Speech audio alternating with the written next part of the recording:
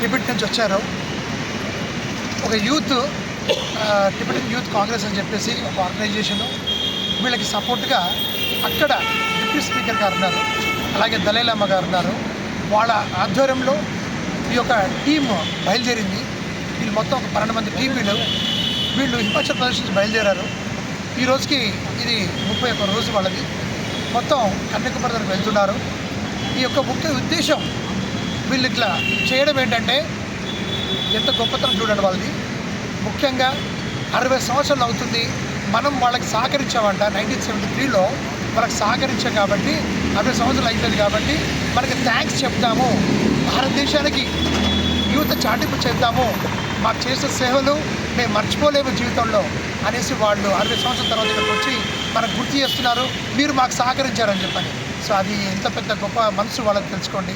రెండోది ఏంటంటే, ఆ చైనా ఈ మధ్య వాళ్ళని దగ్గర ఉంది కాబట్టి ఆక్యుపై చేసుకొని అక్కడి నుంచి భారతదేశం మీద చేయాలని చెప్పి తప్పనతో వాళ్ళు వచ్చి వీళ్ళని డిస్ట్రాయ్ చేస్తూ ఉన్నారు, వీళ్ళని డిస్టర్బ్ చేస్తూ ఉన్నారు.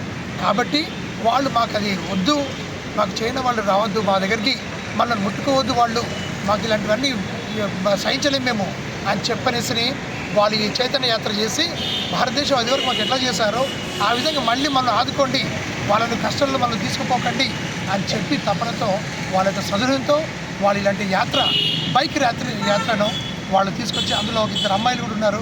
సో ఇది వాళ్ళు ఎంత ఒక మనసు గొప్పతనం. కాబట్టి మనం ఇప్పుడు మన హైదరాబాద్కి వచ్చారు.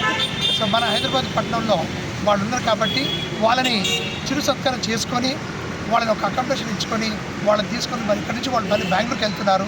సో వాళ్ళ యొక్క గుణగణాలు కానీ వాళ్ళ యొక్క లక్ష్యాలు కానీ అవన్నీ వేరాలి అనేసి, అంటే వాళ్ళన్నీ కూడా లక్ష్యాలు సాధించుకోవడం కోసం వాళ్ళకి కావాలని చెప్పి మనం మనసారా కోరుకుందాం. ఒక సామాన్య వేలుగా, ఒక నేషనల్ యూత్ అవార్డీగా, ఒక సోషల్ వర్కర్గా నేను వాళ్ళని అభినందిస్తున్నాను. దానికి మా ప్రొఫెసర్ ప్రసాద్ గారు కూడా గాంధీ మన ఫౌండేషన్ తరఫు నుంచి మేము ఇదివరకు మెక్సికో కూడా పోయి వచ్చాము. అక్కడ కూడా చాటింపు చేసి వచ్చాము మేము అక్కడని.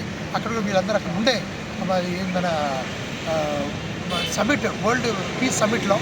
సో ఈ విధంగా పీస్ని వాళ్ళు చేయాలని చెప్పే తపనతో వాళ్ళ హింసలు వద్దు మాకు, కొట్లాట వద్దు మాకు, వార్లు వద్దు మాకు, ఒక పీస్ కల్చర్ క్రియేట్ చేయండి అనేది స్వభావంతో వాళ్ళకి వచ్చారు. కాబట్టి వాళ్ళ మనసారా వాళ్ళని దీవించి వాళ్ళ ఈ విధంగా ఉండాలని చెప్పి మనసారా కోరుకుంటాము.